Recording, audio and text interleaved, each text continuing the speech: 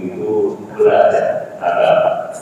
Sampai di sana, pada saat itu Kerajaan Saudi menawarkan untuk menjadi warga negara Saudi.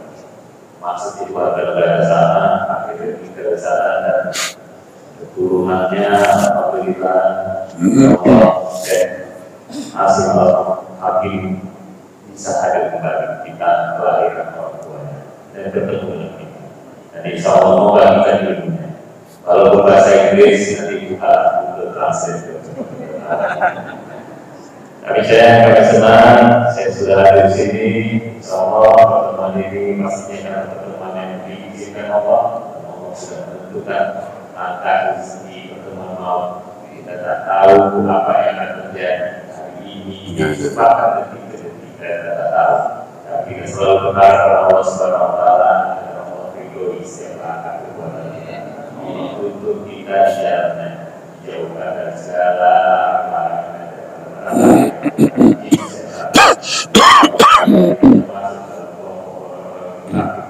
dan mudah-mudahan pertemuan ini kami senang banyak anak muda ya.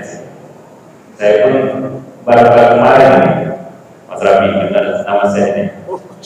Saya belum tahu, malah anak saya yang tahu. Anak saya yang di Pondok Hukum, itu ada pengajian, ada saya datang ke sana. Saya bilang, iya betul, kenapa kau tahu? Tahu itu terkenal besar, kami suka tahu betul gitu. Jadi rupanya saya masih mungkin banyak penggemarnya. Bagaimana masih bisa? Jadi kami semua He said his daughter know you well than you. MashaAllah.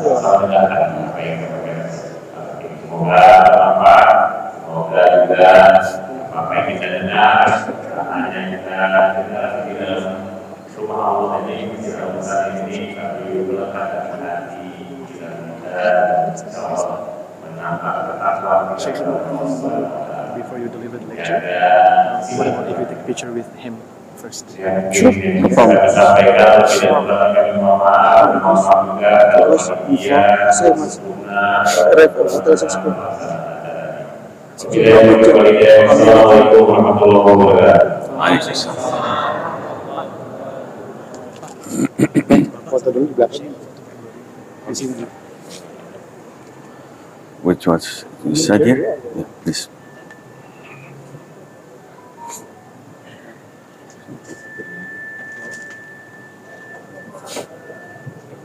Who's taller, you or me? Huh? Who's taller? You are Okay.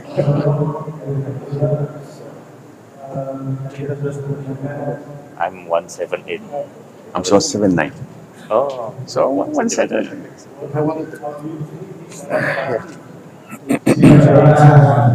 Turun. Landscape.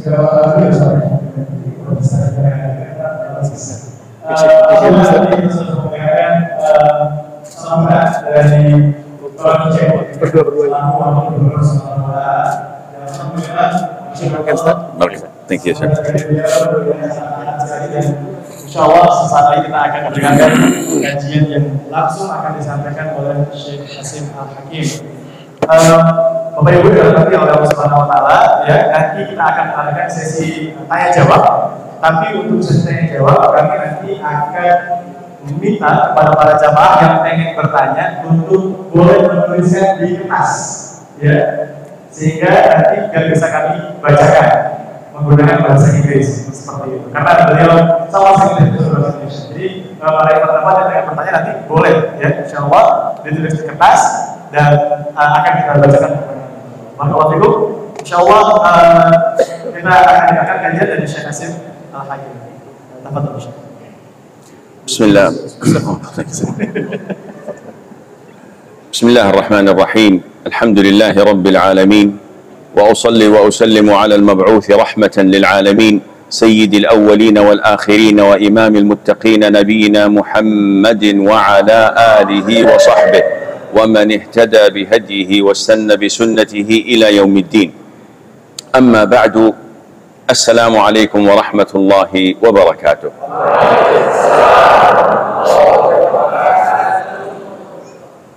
Most of you who know me know that I'm not a diplomat. So I don't care about you. This is a masjid.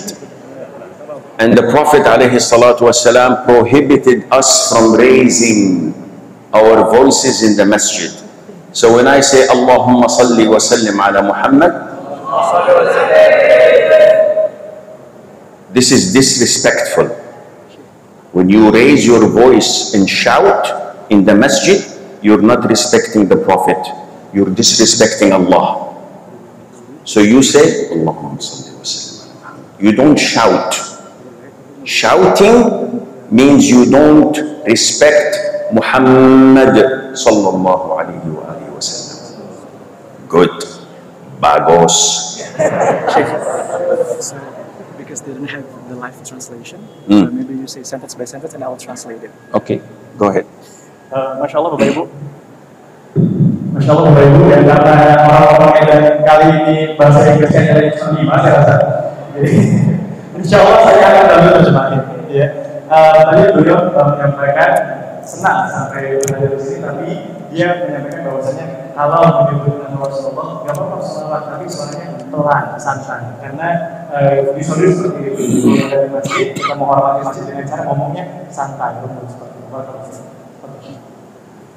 As Muslims, we depend only on Quran and on Sunnah of Muhammad sallallahu alaihi wasallam. Sebagai seorang Muslim, seharusnya kita hanya berpegang kepada dua Al-Quran dan Sunnah Nabi sallallahu alaihi wasallam. One ayah in the Quran, I will translate to you. Allah says, وَاعْتَصِمُوا بِحَبْلِ اللَّهِ جَمِيعًا وَلَا تَفَرَّقُوا, and hold firmly to the rope of Allah all together and do not become divided, and remember the favor of Allah upon you when you were enemies and He brought your hearts together and you became by His favor brothers, and you were on the edge of a pit of the fire and He saved you from it. Allah berfirman dalam surah Al-Imran 103 yang artinya, dan berpeganlah kamu semuanya kepada tali agama Allah dan janganlah kamu bercerai-berai, dan ingatlah akan nikmat Allah kepadamu ketika kamu dahulu masa jahiliyah bermusuh-musuhan, maka Allah mempersatukan hatimu, lalu menjadilah kamu karena nikmat Allah orang-orang yang bersaudara, dan kamu telah berada di tepi iman neraka, lalu Allah menyelamatkan kamu daripadanya. Demikianlah Allah menerangkan ayat-ayatnya kepadamu agar kamu mendapat petunjuk. Al-Imran 103. This is one ayah of the Quran. Do we believe in it? Yes, of course. Go ahead. Okay, thank you. So this ayah, Allah tells us to hold on to the rope of Allah and not to divide. Are Muslims united? Not Muslim United, huh? No. Are Muslims united or divided? Mereka bebas. Sekarang orang Muslim banyak yang bersatu atau terpecah belah. Today they are divided. Today they are weak. Today everybody can attack. Everybody can conquer. Everybody can buy them with money. Why? Because they're not abiding by the rope of Allah. Hari ini orang Muslim banyak terpecah belah. Hari ini orang-orang Muslim banyak gampang untuk dijajah dan disuap dengan uang. Kenapa? Karena orang-orang Muslimnya tidak berpegang ke dalam tali agama. If we go back in time, in history, and we go to Medina, to Mecca, where the Prophet sallallahu alaihi wasallam used to live, and we look at the Sahaba, they were not from the same mother and the same father. They were from different countries. Kita melihat di sejarah di mana dulu di zaman Rasulullah SAW dan para sahabat, mereka tidak berasal dari ibu ibu yang sama, tidak berasal dari ayah yang sama, tidak berasal dari negara yang sama. Abu Bakr, may Allah be pleased with him, was from Arabia. Bilal was from Africa. Salman was from Persia, Iran. Suhaib was taken from the Romans, but they all gathered in brotherhood under La ilaha illallah. Beberapa sahabat datang dari Afrika, beberapa sahabat datang dari Roma dan lain sebagainya. Tetapi semuanya bersatu di dalam kata agama Allah Subhanahu wa Ta'ala. And this is the ummah of Islam. One Lord, Allah. One book, Quran. One Prophet, Muhammad sallallahu alayhi wa alihi wa sallam. One Qibla, Kaaba. One Sharia, Islam. They all pray 5 prayers a day. They all fast 1 month a year. And they all go to Hajj for one house, which is Kaaba. Jadi itulah agama Islam. Orang Islam semuanya sama, menyembah satu Tuhan yang sama, yaitu Allah Subhanahu wa Ta'ala. Mengikuti Rasul sallallahu alaihi wasallam, Nabi sallallahu alaihi wasallam, berpegang kalau sholat menghadap ke Ka'bah dan berpergi haji ke Makkah, semuanya sama.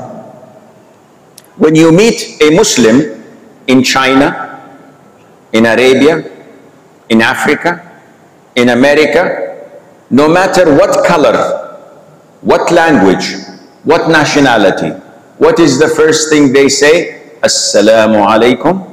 And he replies, wa alaikum assalam. In Salat, in China, in America, in Arabia, the man who knows Quran best is the Imam. He's black, he's white, he's yellow, doesn't matter. He's young, he's old, he's fat, he's thin, doesn't matter. What matters is knowledge. What matters is the Quran. And this is what Islam is about. Dimanapun kita berada, walaupun orang-orang berasal dari negara Saudi Arabia dan dari Cina, ketika kita bertemu dengan orang-orang Islam dari berbagai negara manapun, maka sholatnya sama. Dan yang hanya bisa menjadi imam adalah orang-orang berilmu. Gak penting bagi dia mau warna apa kulitnya, mau keribu rambutnya, mau gendut badannya, mau masih anak-anak sekalipun, kalau dia punya ilmu boleh jadi. How many people attend a football match usually? 30,000? Ada berapa banyak orang kalau nonton sepak bola di satu stadion? Ada 30.000 orang mungkin? Is it easy to control when you say, please, please sit, or please, please go? Very difficult. But if you go to Haram in Mecca, and you will find 1 million in Haram, this one praying, this one making tawaf, this one making sa'i, this one walking, this one talking, this one reading Quran. When the iqamah, Allahu Akbar, 10 seconds, Imam says, stawu, i'tadilu, finish. Ketika kita nonton sepak bola dengan berpuluh-puluh ribu orang di stadion, maka sangat sulit sekali untuk mengontrol terhadap satu gerakan. Tapi kalau kita datang ke Masjidil Haram, ada orang yang lagi tawaf, ada orang yang lagi ke kamar mandi, ada orang yang lagi baca Al-Quran. Lalu imamnya mengatakan, rapatkan saf dan luruskan. Maka semua orang langsung bisa masuk ke dalam safnya masing-masing dan posisinya sangat rapi sekali. This is the power of Islam, not the power of money. Inilah kekuatan Islam, bukan kekuatan uang. It is the power of Iman. When you believe and you follow Quran and you follow Sunnah, one Imam says, istawu, i'tadilu, everybody listens. Itulah kekuatan iman. Ketika seorang imam mengatakan rapatkan saf dan luruskan, maka semua orang patuh karena kekuatan imannya sama. This is why Allah Azza wa Jal orders us to unite and to avoid anything that divides us, because this is what Satan wants us to do. Dan itulah kenapa Allah Subhanahu wa taala menyuruh kita untuk bersatu dan menghindari hal-hal yang membuat kita terpecah belah, karena itu yang syaitan inginkan dari kita.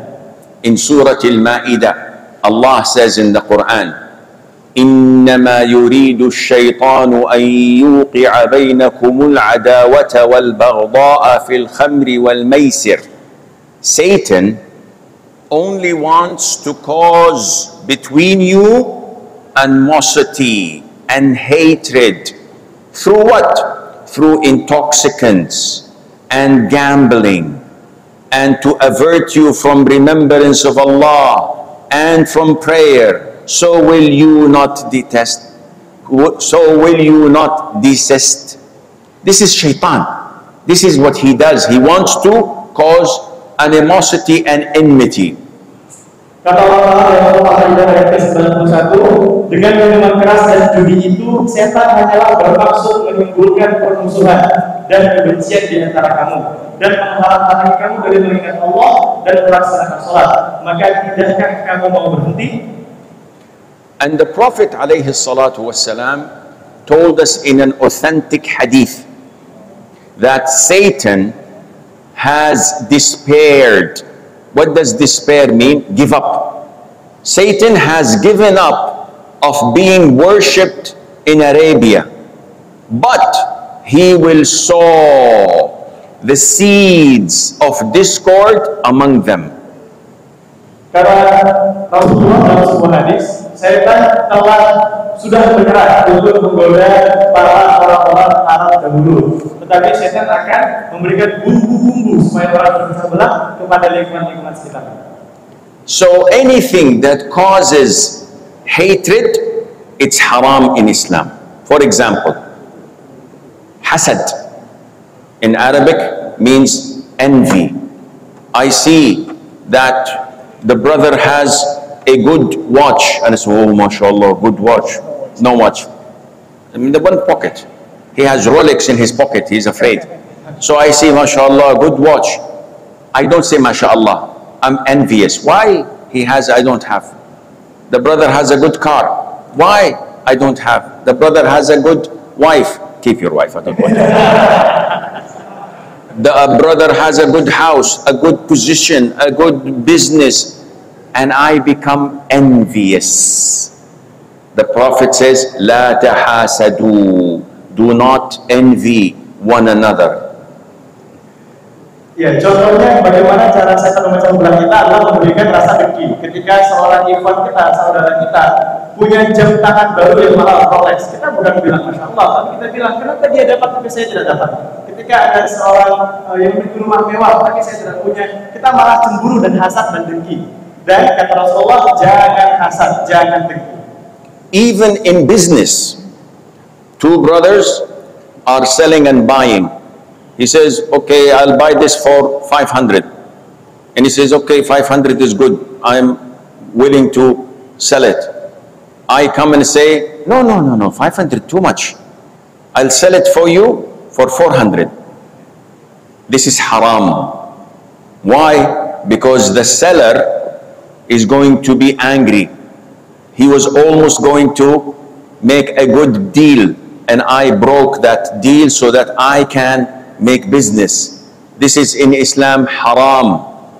Bahkan ketika ada dua orang yang melakukan transaksi jual beli, lalu dia menjual sesuatu dengan harga Rp500.000, lalu kita datang untuk membatalkan transaksi itu dengan mengatakan beli sama saya saja, harganya cuma Rp400.000, maka itu tidak dibenarkan dan itu haram karena kita membatalkan jual beli dengan maksud tertentu.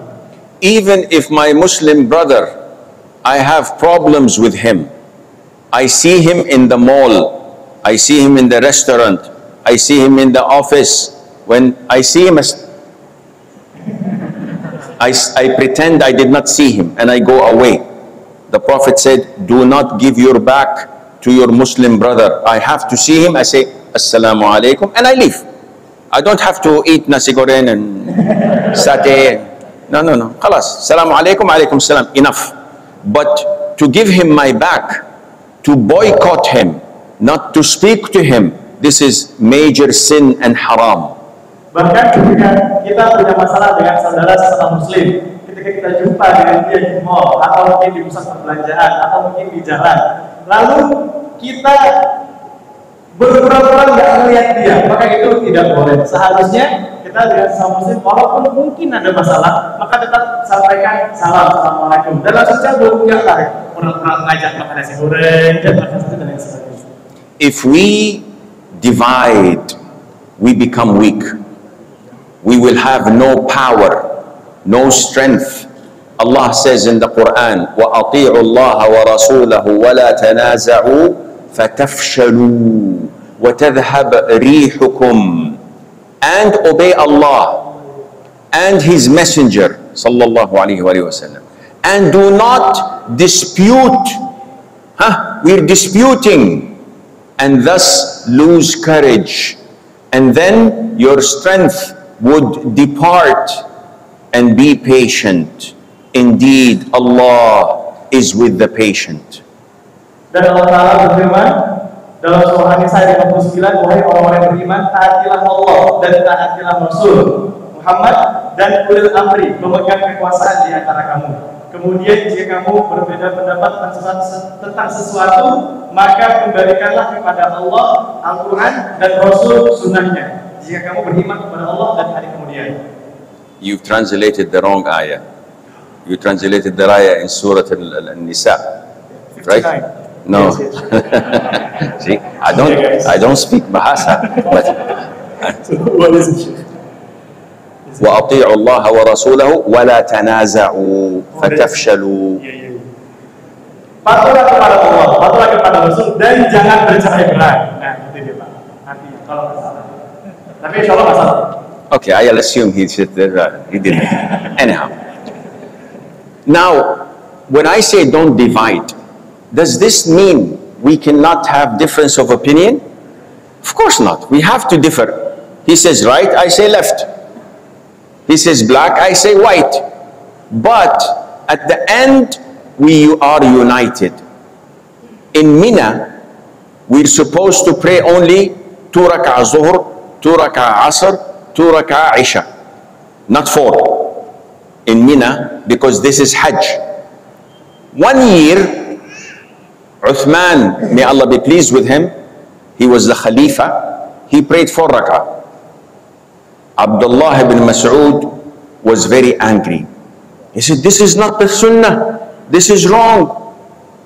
When the salah came, he prayed behind him and he prayed 4 rak'ah. So his companions told him, why you say wrong and you pray?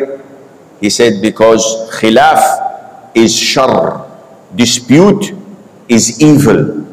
I say what is right, but at the end of the day, he's the ruler, he's the imam, I follow him.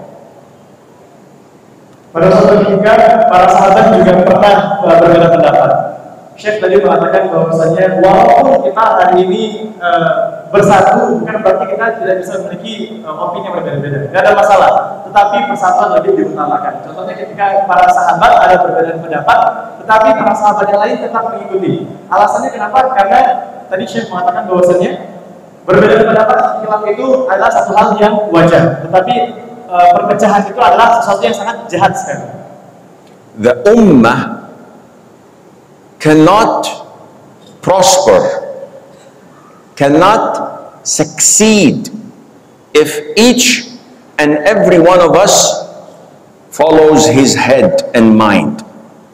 We have to follow one imam. Kita harus mengikuti terhadap kepada satu pemimpin. That was too quick. That's what? Okay. Follow the imam, Syekh. Okay. They cannot succeed, they cannot prosper. Gak bisa sukses, gak akan berhasil juga kalau kita tidak mengikuti kepada satu imam. The Prophet said, alayhi salatu wassalam, obey and follow, even if your ruler is someone from Africa, he's black and his head is this small. Bahkan ya, tetap harus mengikuti pemimpin walaupun dia orang Afrika, kulitnya hitam dan kepalanya sekecil ini. And this is to have unity. Because if we have one imam, one ruler, and everyone says, no, no, don't follow him. Let's go here. Let's follow that. Let's follow that. Let's follow that. What will happen? The ummah will fall down. And this is why the Prophet said, alayhi salatu wassalam, when you have one imam, and someone says, no, no, no, don't follow the imam, follow this new imam, kill the second one. Seriously. That's what the Prophet said? Yes. Go ahead. Bahkan kata Syekh tadi, Rasulullah menyatakan bahwasanya kalau ada seorang pemimpin, lalu ada orang-orang yang mengatakan jangan mengikuti pemimpin itu, ikuti pemimpin yang lainnya saja, yang nomor 2 atau yang mana lah, maka yang baru, pemimpin yang baru itu harus dibunuh. Now, which imam should we follow? Lalu pertanyaannya adalah pemimpin yang mana yang harus kita ikuti? The imam of the Muslims. Pemimpin Muslim. He has to be a Muslim. Yang pertama harus beragama Islam. I cannot assist or obey someone who's not a Muslim. Kita nggak bisa patuh ataupun mengikuti perintah dari orang-orang yang bukan Islam. Someone who's not Muslim cannot rule the Muslims. Seseorang yang bukan beragama Islam tidak boleh menjadi pemimpin bagi orang-orang Islam. Umar, may Allah be pleased with him, had one of his rulers, and this ruler, Abu Sa'id, was the ruler of a big region.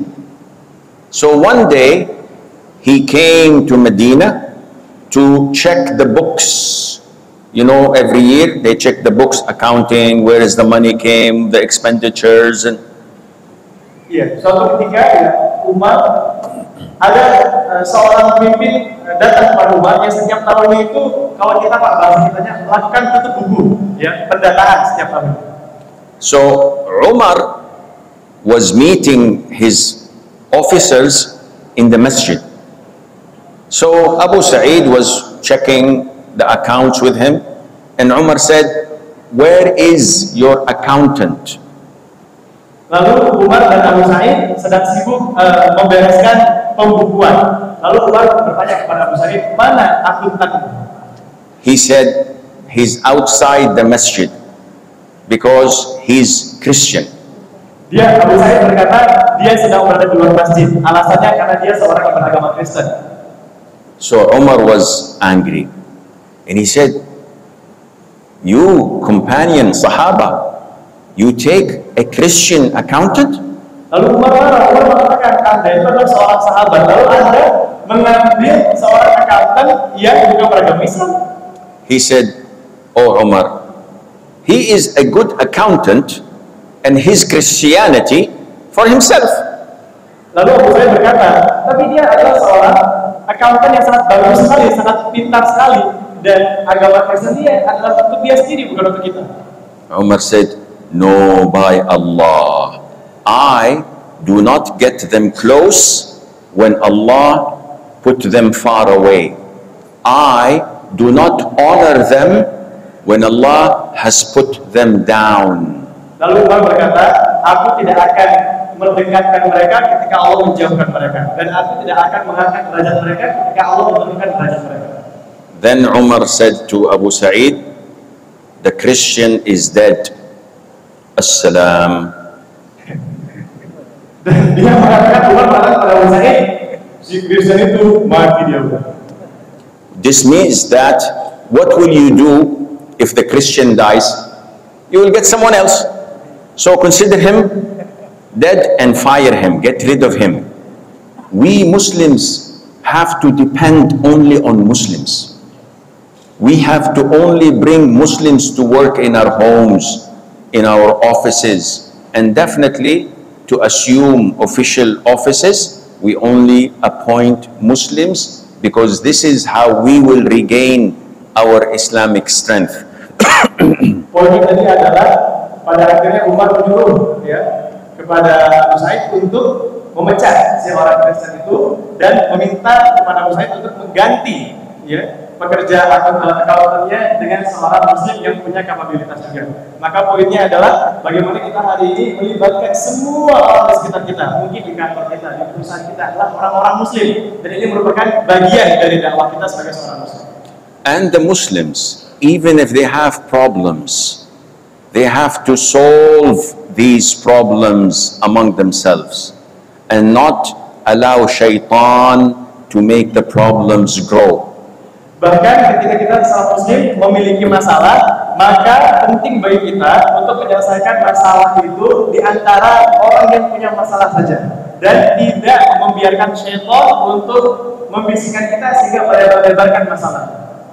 3 of the 10 mubashsharuna bil jannah, 10 heaven bound, 3 of them had this beautiful story.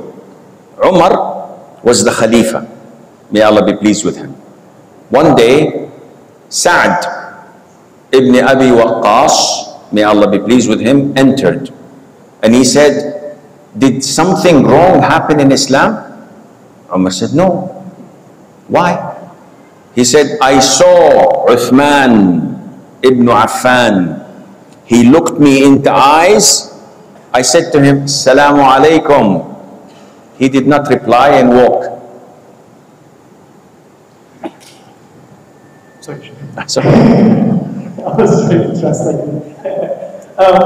Ada 3 orang yang jaga masuk surga, yang 3 ini masya Allah orang yang luar biasa. Di antaranya adalah Umar dan juga Sa'ad bin Abi Waqqas. Saat itu Sa'ad bin Abi Waqqas menjumpai Umar, lalu Sa'ad berkata, apakah ada yang salah terhadap agama Islam? Lalu Umar berkata, tidak. Maka Sa'ad bin Abi Waqqas mengatakan, tapi kenapa ketika aku tadi bertemu dengan Utsman bin Affan, lalu aku sampaikan salam kepadanya, dia tidak menjawab dan langsung pergi menjauh. How many times have you seen one of your brothers coming, he said, Aba khabar, Assalamualaikum, and he doesn't reply to you, and you're angry, and you don't talk to him for 10 years. Ada berapa banyak kali ini kita lihat seorang muslim, ya, terus mungkin di Indonesia atau di kota Medan, ketika ada orang muslim datang kepada kita, atau kita datang kepada mereka, kita ucapkan salam, lalu dia tidak menjawab salam kita dengan baik, lalu kita nggak ngomong sama dia selama 3 tahun. So what did Umar do? Immediately, Umar, may Allah be pleased with him, called for Uthman, bring Uthman. Lalu apa yang dilakukan oleh Umar? Umar panggil Utsman. Uthman came. Umar here, Sa'ad here, Uthman came. Immediately Umar asked, why didn't you reply to the salam of your brother Sa'ad? Segera Umar bertanya kepada Utsman, kenapa enggak kamu jawab salam dari Sa'ad? Uthman said, he did not give salam. Utsman mengatakan dia enggak menyampaikan salam. Sa'ad said, I give salam. Kata Sa'ad, aku sampaikan salam. Uthman said, wallahi you did not give salam. Kata Utsman, demi Allah kau enggak memberikan salam. Sa'ad said, wallahi I give salam. Kata Sa'ad, demi Allah aku menyampaikan salam. So now there is a problem. Then Uthman said, Astaghfirullah, Astaghfirullah, Astaghfirullah. Yes, I remember. Meaning that he forgot. Why? He said, when I was walking and you came and gave salam, I was very busy. Lalu Utsman ternyata mengingat, lalu dia mengatakan astagfirullah, dan ternyata dia lupa.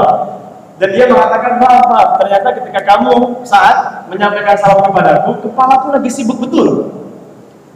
I remembered a hadith the Prophet said alayhi salatu wassalam once, but I could not recall it.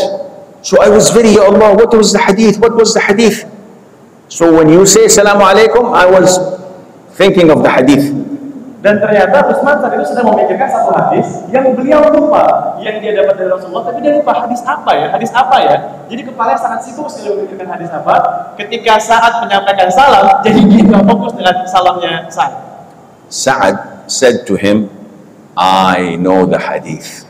Lalu kata Sa'ad, aku tahu hadisnya apa. The Prophet alayhi salatu wassalam was once talking to us, And then he interrupted the hadith because another man asked him, and then he forgot and walked away. I walked behind him and I reminded him, so he told me the hadith. Whoever says, La ilaha illa anta subhanak inni kuntu min al-zalimin, Allah will answer his dua.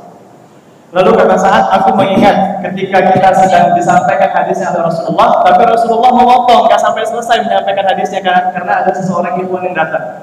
Lalu saat saya kata Sa'ad mengikuti Rasulullah dan menanyakan kepada Rasul hadis yang mau disampaikan sampai selesai. Maka Rasul berkata, siapa saja yang menyebutkan La ilaha illa anta subhanak inni kuntu minadh dhalimin, maka Allah akan ampuni. Now, did Sa'ad forgive Uthman? Apakah Sa'ad memaafkan Utsman? Yes, because he understands the reason. Karena dia paham. And no problem, alhamdulillah. Dan tidak ada masalah. Muslims must have the same pure heart. Seorang Muslim harus punya hati yang jernih. I don't like something he said, I go speak to him. Assalamu alaikum. You said this, you said that. Why? I try to make shaitan go away. Ketika saya tidak suka akan apa yang disampaikan oleh beliau, maka saya akan jumpai beliau dan akan saya sampaikan. Saya nggak senang dengan apa yang kau bilang. Tujuannya apa? Supaya syaitan tidak ikut campur.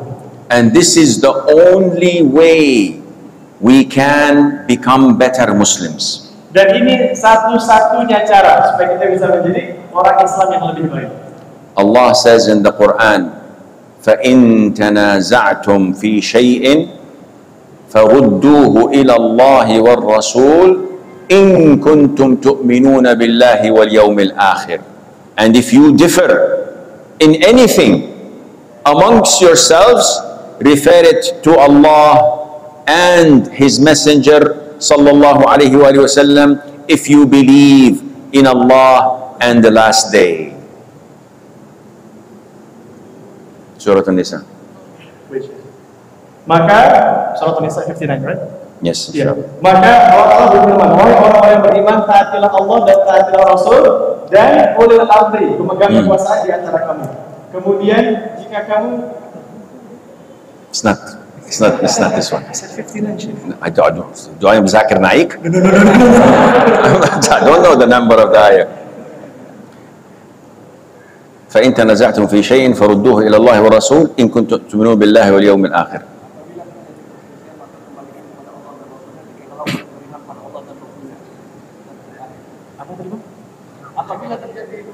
apabila terjadi perselisihan maka kembalilah kepada Al-Quran dan Sunnah Rasulnya. Nah, Okay.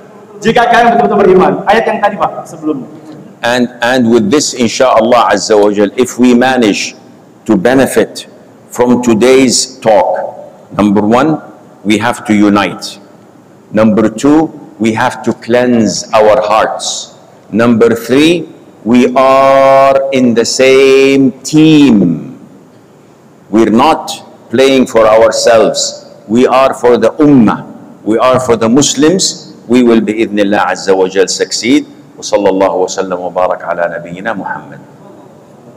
Kata Syekh ya, maka sebagai penutup rangkuman kita pada hari ini ialah kita adalah satu kesatuan, yaitu adalah orang-orang Islam. Maka bersatulah dan berpegang teguh kepada tali agama Allah. Syekh? Finish. Yes. Question and answer? Question and answer? Yes. Baik, para hadirin yang dirahmati oleh Allah Subhanahu wa taala, luar biasa sekali tadi kita sudah sama mendengarkan kajian dari Syekh Hasim Al-Hakim ya. Poin dari pertemuan kita adalah bagaimana kita sebagai sesama muslim harusnya bersatu dan jangan sampai syaitan ikut campur untuk memecah belah kita. Karena ini hari ini terjadi di kebanyakan teman-teman yang beragama muslim ya. Gak hanya di Indonesia Bapak Ibu sekalian, tapi juga di negara-negara lainnya. Dan semoga kita berdoa kepada Allah Ta'ala segera satukan hati-hati kita, terkhusus ya di Kota Medan dan juga di Provinsi Sumatera Utara, insya Allah. Teman-teman yang dirahmati oleh Allah Ta'ala, kita akan buka sesi tanya jawab yang nanti insya Allah akan langsung dijawab pertanyaannya oleh Syekh Hasim Al-Hakim. Jika ada pertanyaan yang menggunakan kertas, boleh langsung dioper ke depan. Ya, dioper ke depan saja. So I told them to write the questions, Sheikh, Sure. so I can translate them. Okay. Ya, Masya Allah. Ya, ada lagi? Boleh? Yang ibu-ibu? Allah. Cek. Bang audio, mic dalam boleh dinaikkan lagi dikit Bang? Cek, cek. Dikit lagi Bang, cek. Cek. Nah. Masya Allah. Ada lagi? Oh, we have one more presentation.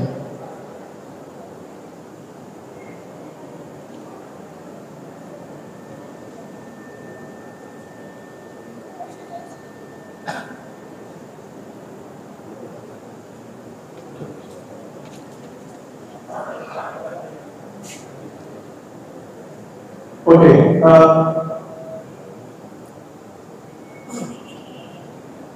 Okay, there is a very good question, Sheikh. Bismillah, Sheikh, may Allah bless you and your family with all the happiness in the world and hereafter. The question is, what is the best madhab to learn in Islam? So we can distinguish between sunnah and innovation. The madhab of Prophet Muhammad alayhi salatu wassalam.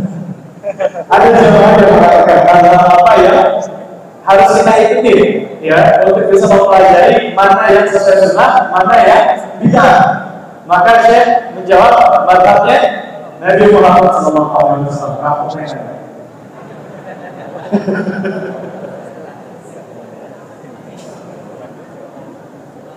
Sheikh, there is this question.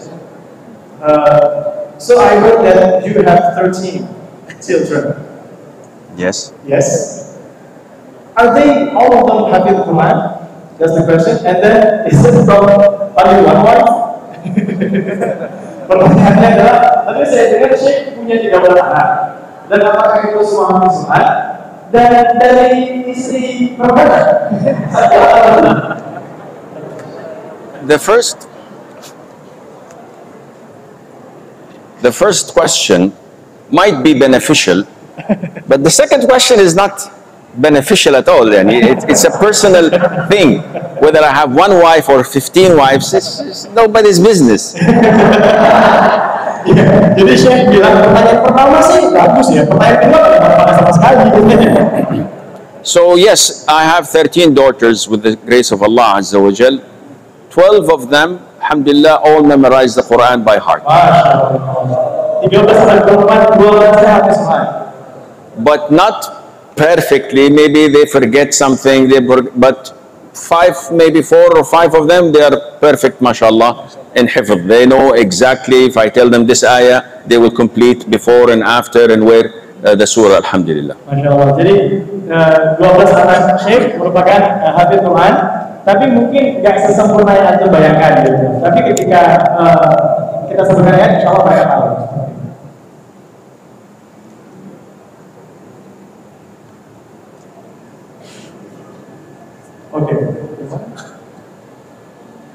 Okay. Bismillahirrahmanirrahim. Assalamualaikum warahmatullahi wabarakatuh. Syekh, lately I never do tahajjud again. I've tried to do it, but it is very heavy. It is very hard for me to wake up in the middle of the night. And I try to do it all the time, istighfar in the morning, in the noon, in the night.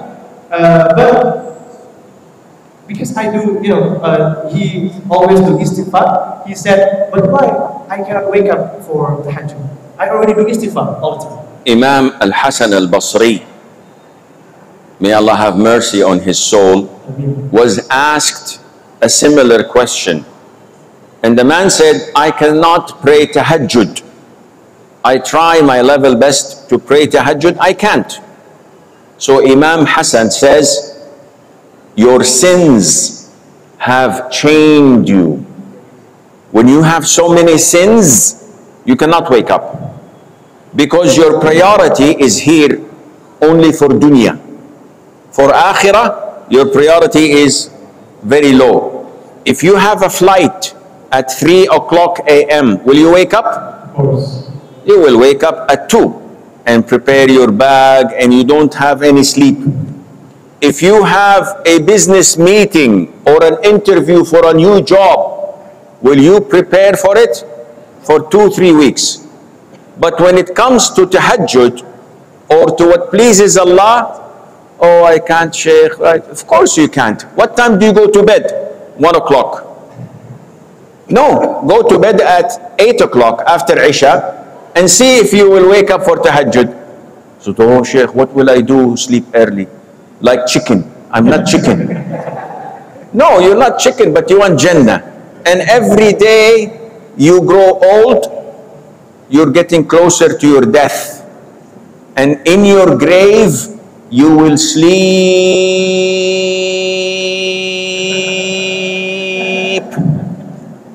So don't worry about losing sleep. You will sleep a lot in your grave. Tonight is what you have to worry about.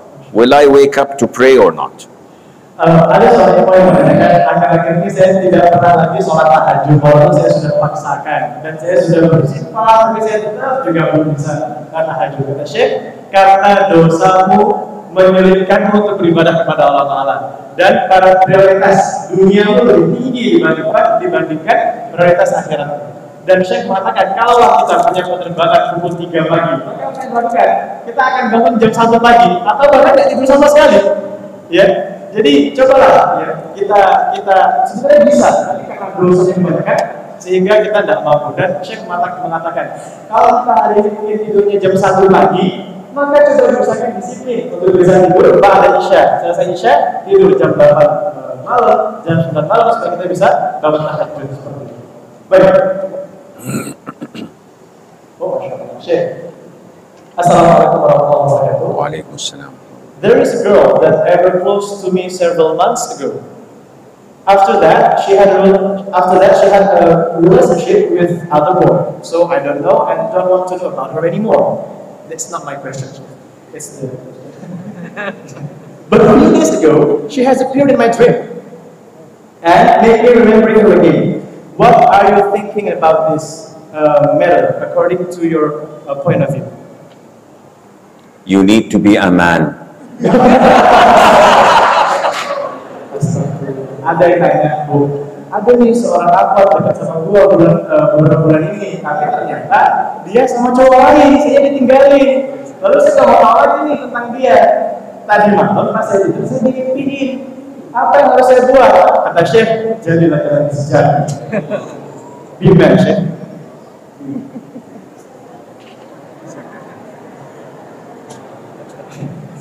My principal is a Christian. How do I resign him?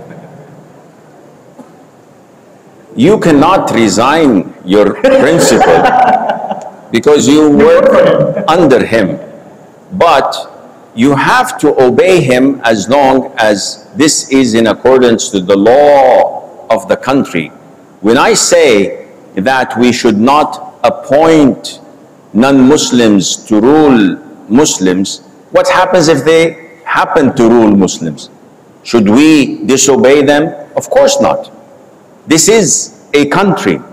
This is a unity that we have to work all together, even if there are mistakes, even if there are things that we do not approve of, but we have to be one hand.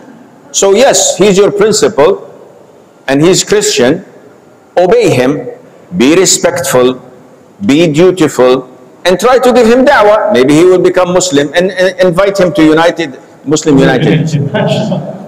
Jadi pertanyaannya adalah, Syekh, pemimpin saya mungkin di kantor atau di pekerjaannya adalah seorang Kristen. Bagaimana saya memecat dia? Kata Syekh, ya aku nggak bisa memecat dia karena aku di bawah dia. Selama dia pemimpin itu dan tidak menyalahi akidah, maka apa yang dia katakan harus dipatuhi sesuai dengan koridor mungkin perusahaan atau mungkin pekerjaan. Selama tidak keluar akidah, tidak ada masalah. Sheikh, there is a question, mashallah. This is a very funny question. Can I borrow the power of Allah against the world? Can you what? Borrow the power of Allah against the world?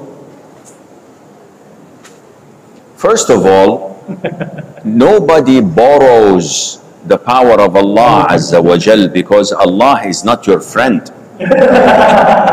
He's not your neighbor.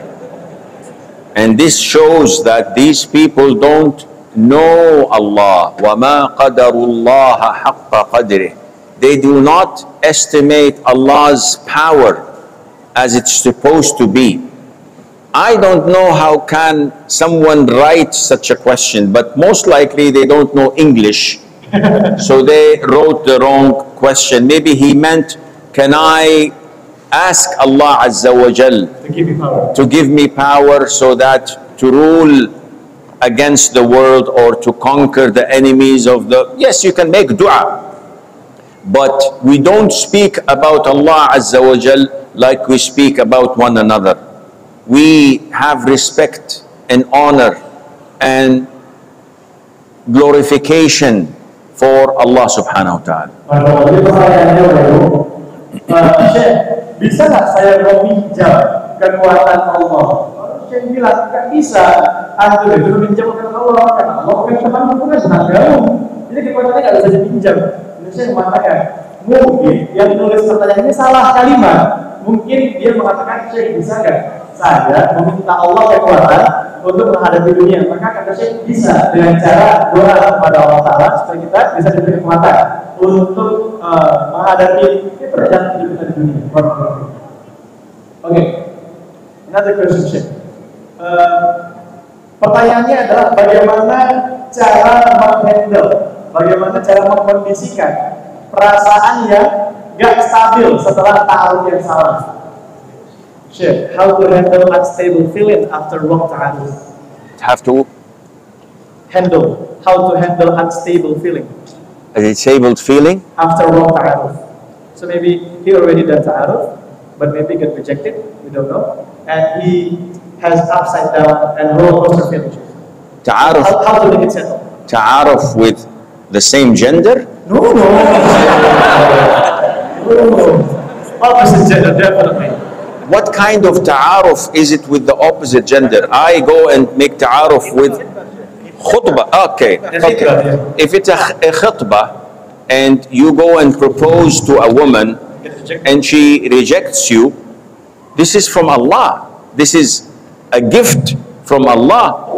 Imagine if you were to get married and maybe have 2 or 3 children, and then discover that she has anger issues and that she is a professional MMA and she beats you every day, or she knows good silat and she beats you every single day, what will happen? You will say, I wish no ta'aruf. Alhamdulillah, this is an always see in whatever happens to you that this is gift and ni'mah from Allah Azza wa Jal. And this is what Allah mentions in the Quran. وَعَسَىٰ أَن تَكْرَهُ شَيْئًا وَهُوَ خَيْرٌ لَكُمْ. May you hate something and then Allah puts goodness in it. Sometimes you marry someone and you think that this is bad marriage for you. And you think of divorce, maybe this, maybe that. And subhanallah, 2-3 years later I come and say, how are things? Said, MashaAllah, everything is beautiful, we're so in love, we love one another, we have children. What about 3 years ago? You were fighting. He said, no, this is shaitan. Alhamdulillah, it's all gone. So you never know how things change by the grace of Allah Azza wa Jalla. Syekh mengatakan, ya ini merupakan hadiah dari Allah. Itu adalah takdir yang terbaik untuk aku.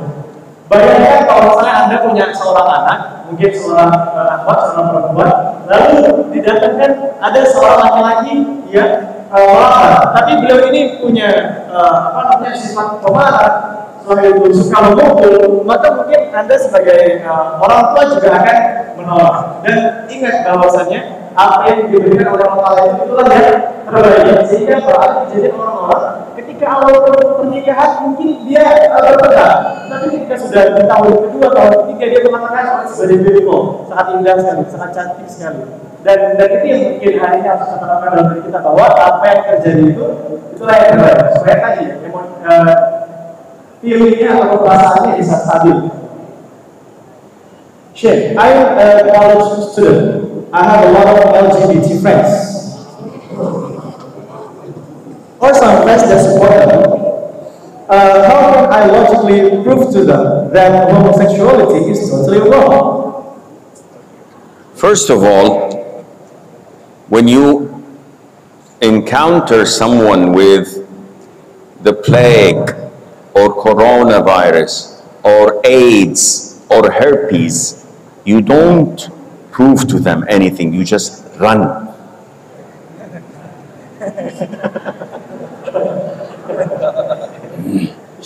Syekh mengatakan ketika Anda bertemu dengan orang-orang yang mengakibatkan penyakit kelamin seperti AIDS, herpes dan sebagainya, maka nggak usah tinggalin, cabut aja.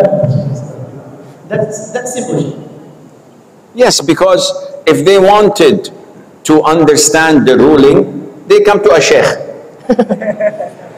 Kalau mereka ini mau, ya, kalau mereka ini mau untuk mengetahui apa yang sebenarnya terjadi, maka si orang ini datang ke syekh, nanya kalau mereka tahu. But when they come to you, they want to brainwash you. They want you to bring you with them. This is why I say, run.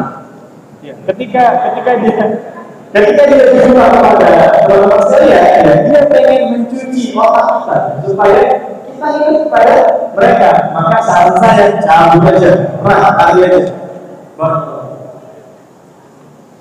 Oh, Masya Allah. Pertanyaannya, kalau kita punya sahabat, terus sahabatnya dinasehatin nggak mau dan malah menjauh, gimana caranya biar dia tetap di jalan Allah? So the question is, if I have a best friend and I already told my best friend to come closer to Allah and then ask him to pray and stuff like that, but he doesn't want to listen about it, what should I do? Allah Azza wa Jal tells us in the Quran, الأخلاء يومئذ بعضهم لبعض عدو إلا المتقين.